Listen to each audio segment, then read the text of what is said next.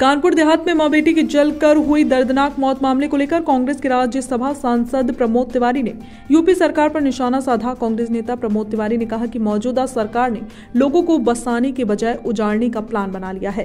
पहले दलितों, अल्पसंख्यकों और पिछड़ों को निशाना बनाया गया, बुलडोजर से उनके घरों को जमी दोज किया गया। वहीं अब प्रदेश सरकार के निशाने पर ब्राह्मण समाज है। कानपुर देहात गरीब ब्राह्मण परिवार की झोपड़ी पर चलाया गया बुलडोजर और मां बेटी की ली गई जान की जिम्मेदार मौजूदा सरकार है। कांग्रेस नेता ने मामले की निष्पक्ष जांच कराए जाने की मांग करते हुए कहा कि जो लोग भी घटना के जिम्मेदार हैं, उनके खिलाफ कठोर से कठोर कार्रवाई होनी चाहिए। इस पूरे घटनाक्रम की जांच हाई कोर्ट की निगरानी में भी की जानी चाहिए ताकि गरीब परिवार को इंसाफ मिल सके और जिम्मेदार निरंकुश अधिकारियों के खिलाफ कार्रवाई हो सके। कांग्रेस नेता प्रमोद तिवारी ने कहा कि कानपुर देहात के आला अधिकारियों ने मानवता को ताक पर रखकर गरीब ब्राह्मण परिवार की झोपड़ी पर बुलडोजर चलाया और मां बेटी की जान ली है। इसका जिम्मेदार जिला प्रशासन है। वहीं बीबीसी न्यूज के ठिकानों पर इनकम टैक्स की छापेमारी को लेकर वरिष्ठ कांग्रेस नेता प्रमोद तिवारी ने केंद्र सरकार पर निशाना साधा।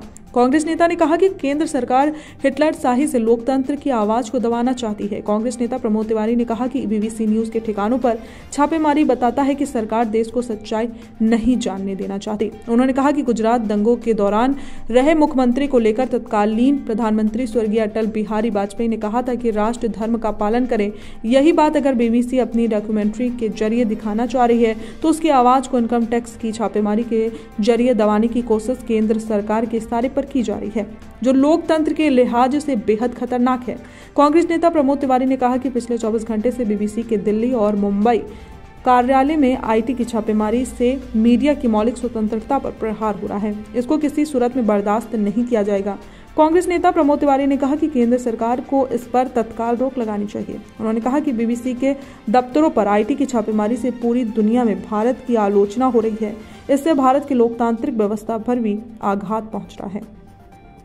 टुडे इंडिया लाइव न्यूज के लिए मिथिलेश त्रिपाठी, ब्यूरो चीफ, प्रयागराज।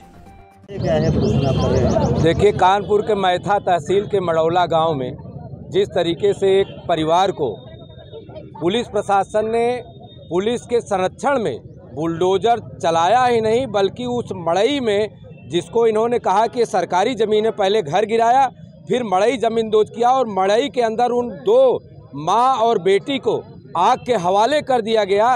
ये मीडिया में सार्वजनिक है और खुलेआम बोल के उनको जलाया गया। ये बहुत निंदनीय कृत्य है। हम मांग करते हैं कि उस परिवार को मुआवजा दिया जाए, नौकरी दिया जाए। अभी उस लड़की की सगाई तय हुई थी, शादी भी तय हो रही है।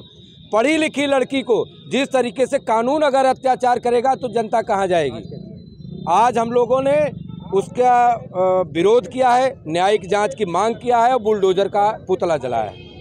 संजय तिवारी, सचिव, उत्तर प्रदेश कांग्रेस कमेटी। क्या कहेंगे, किस तरीके की ये पूरी कार्रवाई? भारत का लोकतंत्र 4 स्तंभों पे खड़ा है। न्यायपालिका, कार्यपालिका, विधायिका और पत्रकारिता। पहले न्यायपालिका पर हमला हुआ, फिर उसके बाद विधायिका पर हमला हुआ, फिर अब कार्यपालिका को एक तरह से अपने बंधन में जकड़ लिया गया है। अब मीडिया पर, प्रेस पर, चौथे स्तंभ पर हमला हो रहा है। ब्रॉडकास्ट बीबीसी का आरोप सिर्फ इतना है, उनका कसूर सिर्फ इतना है कि जो अटल बिहारी वाजपेयी जी ने दंगों के बाद गुजरात की प्रेस कॉन्फ्रेंस में कहा था कि मोदी राष्ट्र धर्म का पालन करो, वो द्रवित होकर उन्होंने कहा था, दुखी होकर कहा था। उसके कुछ घटनाएं दिखाई गई। अगर उसमें सहमत नहीं है तो आप एक काम कर सकते हैं, उस पर सेंसर चलाइए, जो चाहिए चलाइए भारत के नियम के अनुसार। आप तमाम अपने लोगों को भेज के अराजक तत्वों को उसका प्रसारण बंद करते हो, राज्य सरकारों से बंद कराते हो।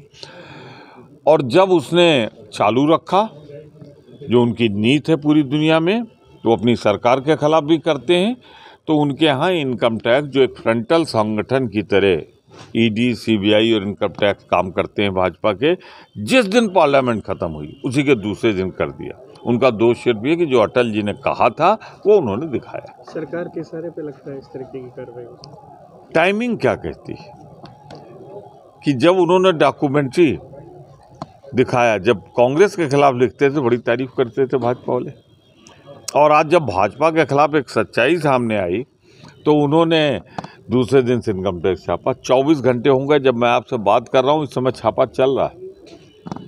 तो एक न्यूज़ एजेंसी में ऐसी क्या बात है, कौन सा है वो तो तथ्य सामने वो लाएं, लेकिन ये जो छापा है ये तानाशाही का सबूत है। लोकतंत्र के अधिकार, मीडिया पर प्रहार है और हम मीडिया की निष्पक्षता के साथ खड़े।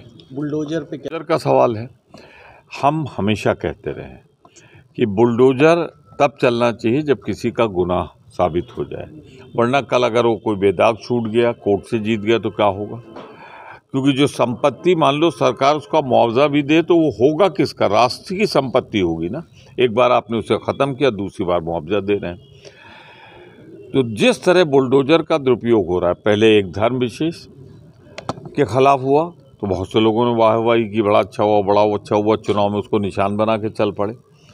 फिर उसके बाद दलितों के खिलाफ हुआ, अनुसूचित जात के खिलाफ हुआ, बैकवर्ड के खिलाफ हुआ और अब ब्राह्मणों के खिलाफ हो रहा है।